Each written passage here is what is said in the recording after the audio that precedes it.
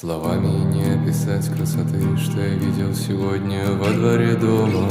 Так смысл же мне говорить, от того и не стать тебе более знакомой. Более знакомой.